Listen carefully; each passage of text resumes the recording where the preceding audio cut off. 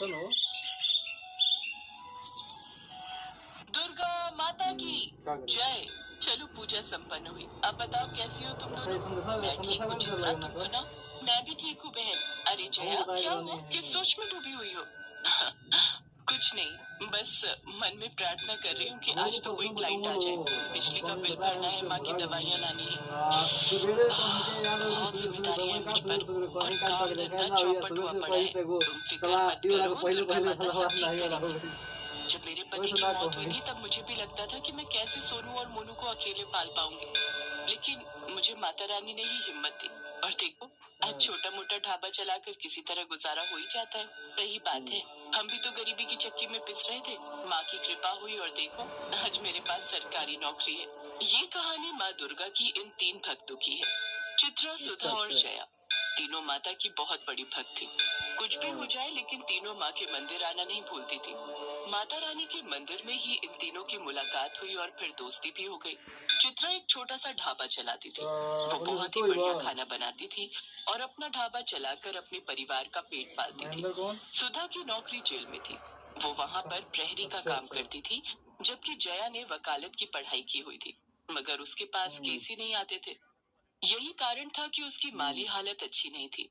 ऐसे में चित्रा और सुधा हमेशा उसे हिम्मत बंधाती थी और कभी कभार उसकी मदद भी कर दिया करती थी। फिर एक दिन जब चित्रा अपने ढाबे पर माँ दुर्गा की पूजा कर रही थी, तभी उसके ढाबे पर काम करने वाला केशव भागा भागा उसके पास आया। दीदी सुनो ना। रुक, पहले ये प्रसाद को और अब बोल। दीदी लगता है माता रानी ने आपकी सुन ली। चलो अब तो इन मंगल चाहे बुद्ध देखो जगह दीदी, भी जाए वो जो कोई ना, नदी के पास होटल है ना, बड़ा सा। उससे पहले एक दिन पहले चाहे जैसे मैंने सुबह का बात सांझी पहले बतिया लिया। अपने होटल के लिए एक बढ़िया सा शेफ चाहिए और उसके लिए वो एक प्रतियोगिता करा रहे हैं, जिसे जीतने वाले को वो अपने होटल में शेफ का काम देंगे और अच्छी पगार भी। अरे वाह केशव, क्या खबर लाया रे। मैं दिन रात एक कर दूंगी, लेकिन वो प्रतियोगिता जीत कर दिखाऊंगी। बस माता रानी का आशीर्वाद बना रहे। चित्रा अपने स्वादिष्ट खाने के लिए पूरे मोहल्ले में मशहूर थी। सभी लोग उसके हाथ के स्वाद के कायल थे, सिवाय उसकी पड़ोसन दिव्या के। वो हमेशा ही उससे चिढ़ती थी। होटल की प्रतियोगिता वाली बात जब दिव्या को पता चली तो उसने सोचा, चित्रा की बच्ची, चाहे कुछ भी हो जाए, तुझे तो मैं जीतने नहीं दूंगी। जीतना तो दूर, मेरे रहते तो उस प्रतियोगिता में हिस्सा ही नहीं ले पाएगी। एक तरफ दिव्या चित्रा के खिलाफ जाल बुन रही थी, तो दूसरी तरफ सारा दिन बीत जाने पर भी जया के पास कोई केस नहीं आया। उसने मायूस होकर अपना केबिन बंद किया और मन में सोचने लगी, आज भी कोई केस नहीं आया। केबिन का किराया भी देना है, माँ की दवाइयाँ भी ले जानी है। कैसे हो पाएगा सब कुछ? हे माँ, कोई तो रास्ता दिखाओ मुझे। जया पैसों की किल्लत से जूझ रही थी, तो वहीं जेल में सुधा भी परेशान थी। नाइट ड्यूटी खत्म करने के बाद सुबह के वक्त वो जेलर के आने का इंतजार कर रही थी। फिर कुछ ही देर बाद, जय हिंद सर। जय हिंद। हाँ कहो। सर मैं प्रहरी सुधा हूँ, बैरक नंबर 3 और 4 में मेरी ड्यूटी है। हाँ तो? सर वो नवरात्रि आ रही है तो छुट्टी चाहिए थी। क्यों? छुट्टी लेकर क्या करोगी? सर वो माँ की चौकी सजानी है और। देखो इन सब कामों के लिए छुट्टी नहीं मिलेगी। अच्छा तो सर बस नवमी के ही दिन की छुट्टी दे दीजिए। जाओ यहाँ से, कहा ना छुट्टी नहीं मिलेगी। जी सर। सुधा अपना सा मुंह लेकर जेलर के कमरे से बाहर निकल आई। जया और सुधा जहाँ दुखी और परेशान थे, तो वहीं चित्रा कुकिंग कंपटीशन को लेकर उत्साहित थी। लेकिन वो नहीं जानती थी कि उस पर दुखों का पहाड़ टूटने वाला था। नवरात्रि के ठीक एक दिन पहले जब चित्रा पूजा पाठ के लिए अपने घर की सफाई कर रही थी, तभी उसके घर के सामने पुलिस की गाड़ी आकर रुकी। हाँ जी कहिए। तुम्हारा नाम चित्रा है? हाँ जी, पर हुआ क्या है?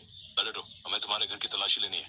इतना कहकर इंस्पेक्टर ने चित्रा को धक्का दिया और 2-3 पुलिस वाले चित्रा के घर में रखे सामान को उलट पलट कर देखने लगे। और फिर, ये नशीली दवाइयों की पेटी कहाँ से ली तुमने और कहाँ बेचती थी ये सब नशे का सामान?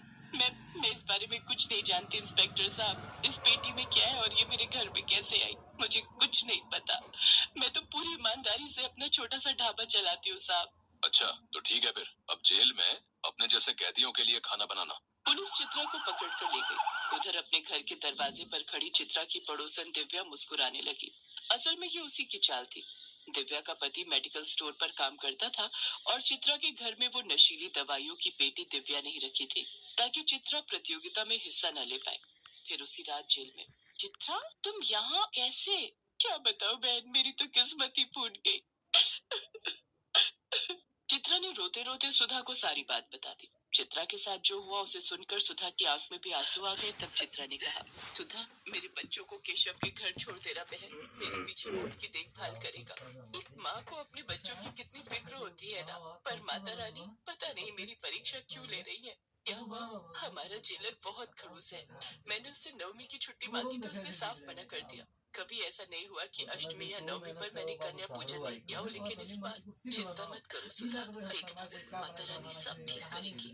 माँ दुर्गा की ये तीनों भक्त बहुत परेशान थे और ये देखकर दुर्गा माँ को भी अच्छा नहीं लग रहा था। तभी उनके पास नारद मुनि प्रकट हुए। नारायण नारायण, प्रणाम माते। माते, ये कैसी व्यथा है? आपकी तीनों भक्त परेशान हैं। उन्हें आपकी कृपा की आवश्यकता है।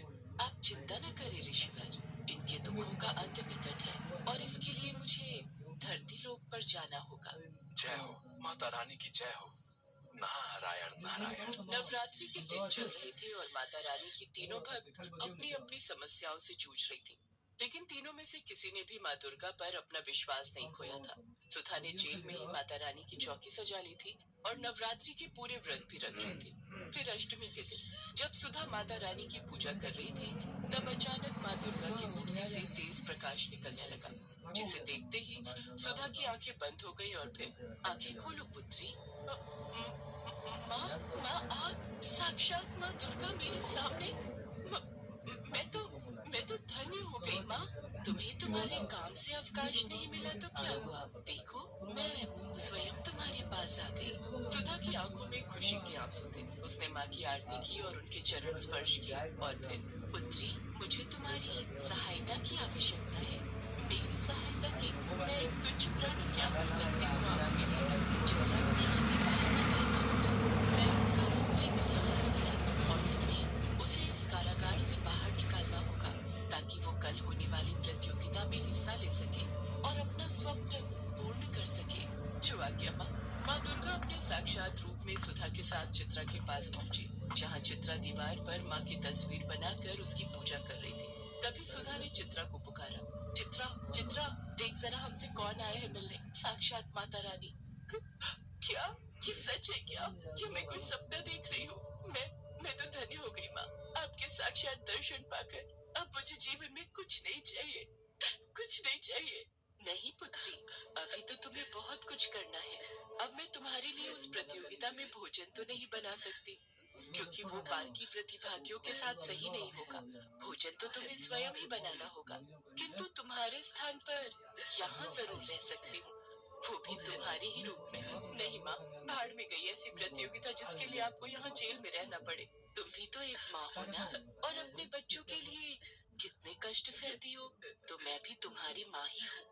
चिंता मत करो, कल से ही जया कोर्ट में तुम्हारा केस लड़ेगी। मैं खुद उससे मिलकर आई हूँ, वो तुम्हें अवश्य ही निर्दोष साबित करेगी। इसके बाद दुर्गा माँ ने चित्रा का रूप लिया और उसकी जगह जेल में बैठ गई। फिर चित्रा और सुधा ने उन्हें प्रणाम किया और सुधा ने चुपके से चित्रा को जेल से बाहर निकाल दिया। अगले दिन चित्रा ने प्रतियोगिता में अपने बच्चों के लिए और जया ने कोर्ट में चित्रा के लिए पूरी ताकत लगा दी। चित्रा ने अपने हुनर से प्रतियोगिता जीत ली, तो वहीं जया ने भी चित्रा को कोर्ट से जमानत दिलवा दी। फिर उसी शाम तीनों एक साथ मंदिर पहुंचे, जहां कोई नहीं था। उन्होंने माँ दुर्गा को प्रणाम किया और माँ ने अपने साक्षात रूप में फिर से तीनों को दर्शन दिए। माता रानी की जय हो। पता है माँ, आपकी कृपा से चित्रा का केस जीतते ही मेरे पास ढेरों लोग आने लगे हैं। अब मेरे पास कोई कमी नहीं रही। मेरी बच्चियों, तुम सबके दुख भरे दिन दूर हुए। अब ऐसे ही हंसी खुशी से जीवन बिताओ और एक दूसरे की मदद करते रहो। दुर्गा मैया की जय। दुर्गा मैया की जय। दुर्गा मैया की जय।